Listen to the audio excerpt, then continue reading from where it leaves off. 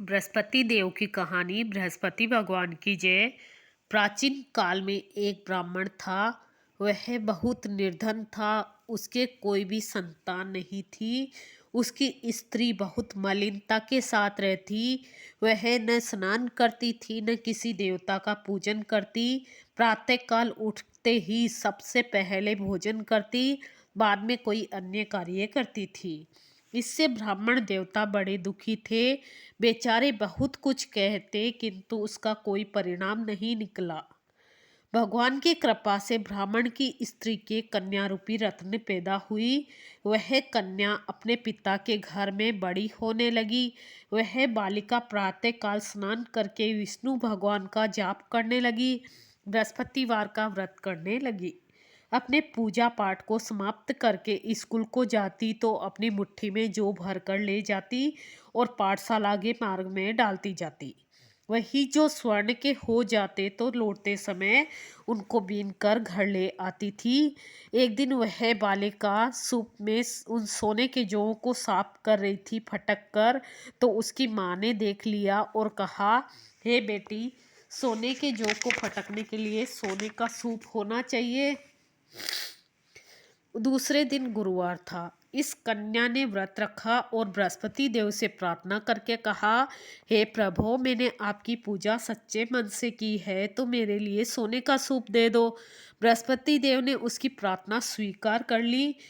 रोजाना की तरह वह कन्या जो फैलाती हुई जाने लगी। जब लौटकर जो बीन रही थी तो बृहस्पति देव की कृपा से सोने का सूप मिला। उसे वह घर ले आई और उससे जो साफ करने लगी, परंतु उसकी माँ का वही ढंग रहा। एक दिन की बात है कि वह कन्या सोने के सूप में उन सोने के जौ को फटक कर साफ कर रही थी। उस समय उस शहर का राजपुत्र वहां से होकर निकला। इस कन्या के रूप और कार्य को देखकर मोहित हो गया तथा अपने घर आकर भोजन तथा जल त्याग कर उदास होकर लेट गया। राजा को जब इस बात का पता लगा तो अपने प्रधानमंत्रियों के साथ अपने पुत्र के पास गए और बोले, हे बेटा, तुम्हें किस बात का कष्ट है? किसी ने अपमान किया है अथवा और कोई कारण हो सो कहो, मैं वही कार्य करूँगा जिससे तुम्हें प्रसन्नता हो। अपने पिता की राजकुमार ने बातें सुनी तो वह बोला, मुझे आपकी कृपा से किसी बात का दुख नहीं है। किसी ने मेरा अपमान नहीं किया है, परंतु मैं उस लड़की के साथ विवाह करना चाहता हूँ जो सोने के सूप में जो साफ कर रही थी। यह सुनकर राजा आश्चर्य में पड़ा और बोला, हे बेटा, इस तरह की कन्या का पता तुम ही लगाओ। मैं उसके साथ तेरा विवाह अवश्य ही करवा दूंगा। राजकुमार ने उस लड़की के घर का पता बतलाया। मंत्री उस लड़की के घर गए और ब्राह्मण की कन्या का विवाह राजकुमार के साथ संपन्न हो गया। कन्या के घर से जाते ही पहले की भांति उस ब्राह्मण देवता के घर में गरीबी का निवास हो गया। अब भोजन के लिए भी अन्न बड़ी मुश्किल से मिलता था।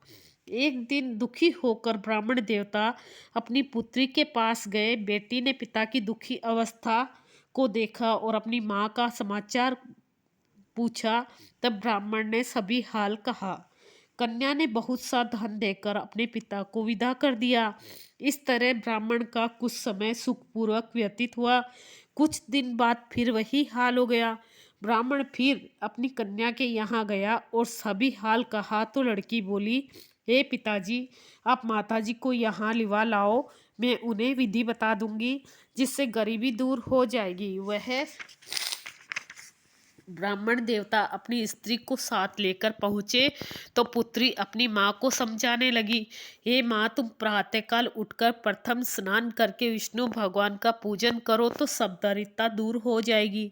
परंतु उसकी माँ ने एक भी बात नहीं मानी और प्रातःकाल उठकर अपनी पुत्री के बच्चों का जूठन खा लिया। एक दिन उसकी पुत्री को भी बहुत गुस्सा आया और एक रात कोठरी में से सारा सामान निकाल कर उसमें अपनी माँ को बंद कर दिया। प्रातःकाल उसमें से निकाला तथा स्नान करा के पाठ कराया तो उसकी माँ की बुद्धि भी ठीक हो गई और फिर प्रत्येक बृहस्पतिवार को व्रत रखने लगी। इस व्रत के प्रभाव से उसकी माँ भी बहुत धनवान और पुत्रवती हो गई। और बृहस्पति जी के प्रभाव से स्वर्ग को प्राप्त हुई तथा वह ब्राह्मण भी सुख पूर्वक इस लोक से सुख भोग कर स्वर्ग को प्राप्त हुए। इस तरह कहानी कहकर साधु देवता वहां से लोप हो गए। धीरे धीरे समय व्यतीत होने पर फिर वही बृहस्पतिवार का दिन आया।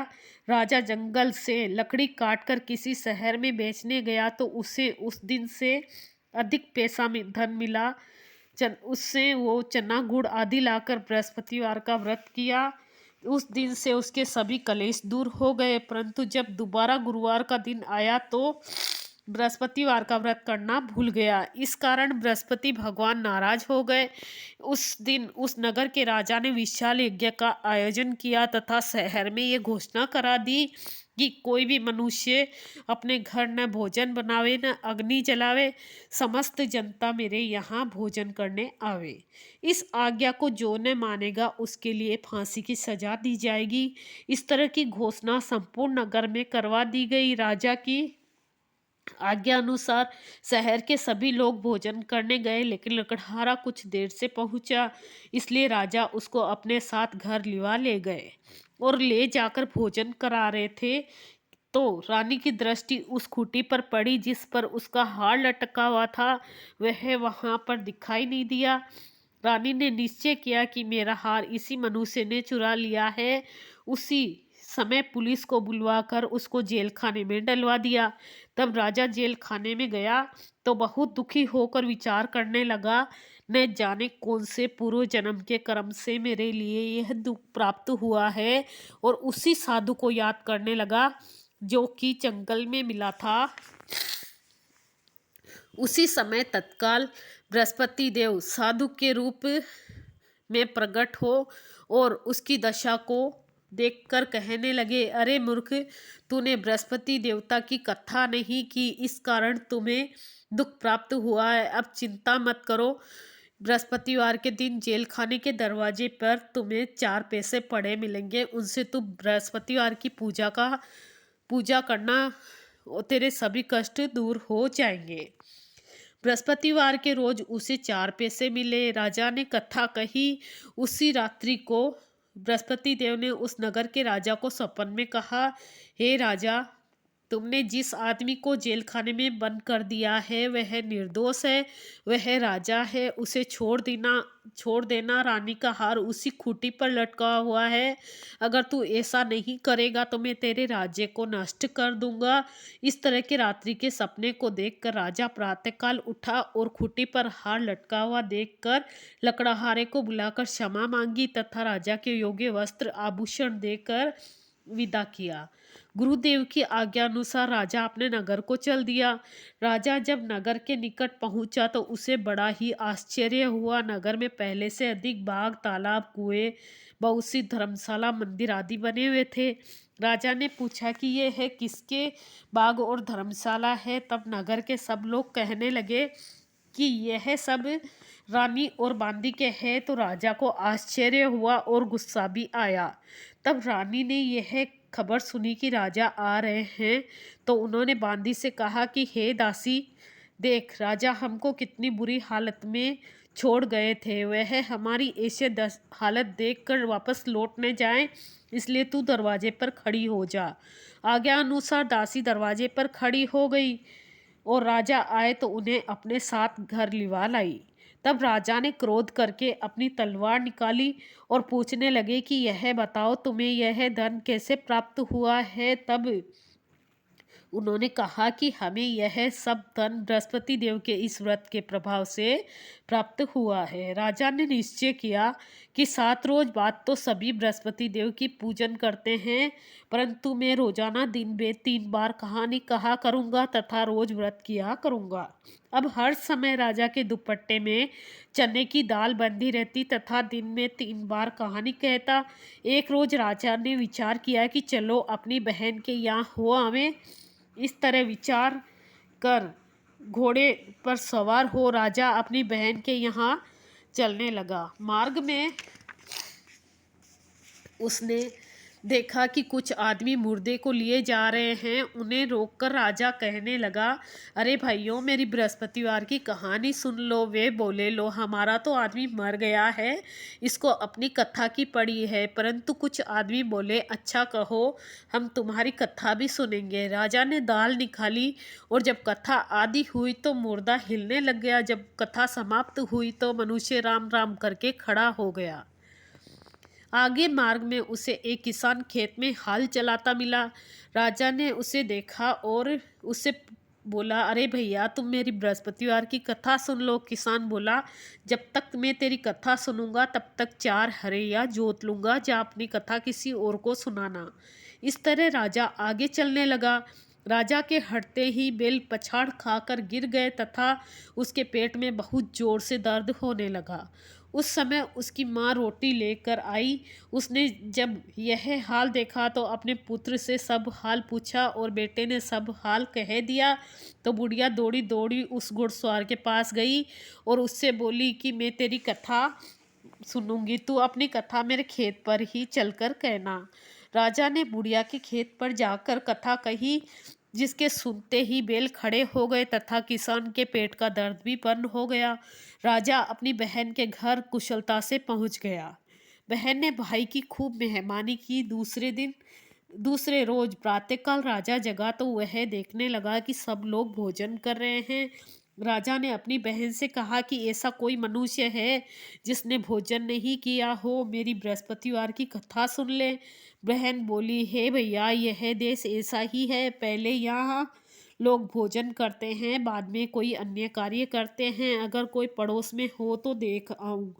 ऐसा कहकर वह देखने चली गई, परंतु उसे कोई भी ऐसा व्यक्ति नहीं मिला जिसने भोजन नहीं किया हो। अतः वह एक कुम्हार के गई जिसका लड़का बीमार था। उसे मालूम हुआ कि उनके यहाँ 3 रोज से किसी ने भोजन नहीं किया है। रानी ने अपनी भाई की कथा सुनने के लिए कुम्हार से कहा तो वह तैयार हो गया। राजा ने आकर बृहस्पतिवार की कथा कही, जिसको सुनकर उसका लड़का ठीक हो गया। अब तो राजा की प्रशंसा होने लगी। एक दिन राजा ने अपनी बहन से कहा, हे बहन, हम अपने घर को जाएंगे, तुम भी तैयार हो जाओ। राजा की बहन ने अपनी सास से कहा। सास बोली, हाँ चली जा, परंतु अपने लड़कों को मत ले जाना, क्योंकि तेरे भाई के कोई औलाद नहीं है। बहन ने अपने भैया से कहा, भैया, मैं तो चलूँगी, मत मत मैं तो चलूँगी, कोई बालक नहीं जाएगा। राजा बोला, जब कोई बालक नहीं चलेगा तो तुम ही चलकर क्या करोगी। बड़े दुखी मन से राजा अपने नगर को लौट आया। राजा ने अपनी रानी से कहा, हम निरंशी राजा है, हमारा मुंह देखने का धर्म नहीं है और कुछ भोजन आदि नहीं किया। रानी बोली, हे प्रभु, हमें बृहस्पति देव ने सब कुछ दिया है तो हमें औलाद भी अवश्य देंगे। उसी रात को बृहस्पति देव ने राजा को सपन में कहा, हे राजा, उठ, सभी सोच त्याग दे, तेरी रानी गर्भ से है। राजा को यह बात सुनकर बड़ी खुशी हुई। 9वें महीने में उसके गर्भ से एक सुंदर पुत्र पैदा हुआ। तब राजा बोला, हे रानी, स्त्री बिना भोजन के रह सकती है, बिना कहे नहीं रह सकती। जब मेरी बहन आवे तुम उससे कुछ मत कहना। रानी ने सुनकर हाँ कर दिया। जब राजा की बहन ने ये शुभ समाचार सुना तो वह बहुत खुश हुई तथा बधाई लेकर अपने भाई की यहाँ आई। तभी रानी ने कहा, घोड़ा चढ़कर तो नहीं आई, गधा चढ़ी आई है। राजा की बहन बोली, भाभी, मैं इस प्रकार नहीं कहती तो तुम्हें औलाद कैसे मिलती।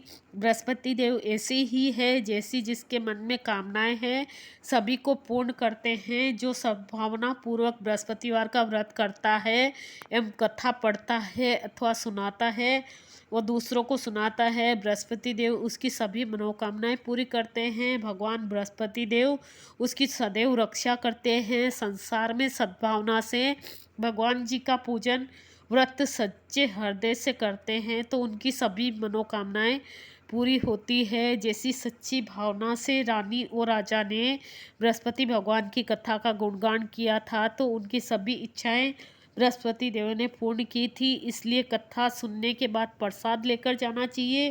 हृदय से मनन करते हुए जयकार बोलनी चाहिए। बोलो बृहस्पति भगवान की जय, बोलो विष्णु भगवान की जय। गुरुवार का दोहा। गुरुवार गुरु की कथा जो सुने सुनावे, आन तर जावे भव सिंधु से, निश्चय हो कल्याण। बृहस्पति भगवान की जय, विष्णु भगवान की जय।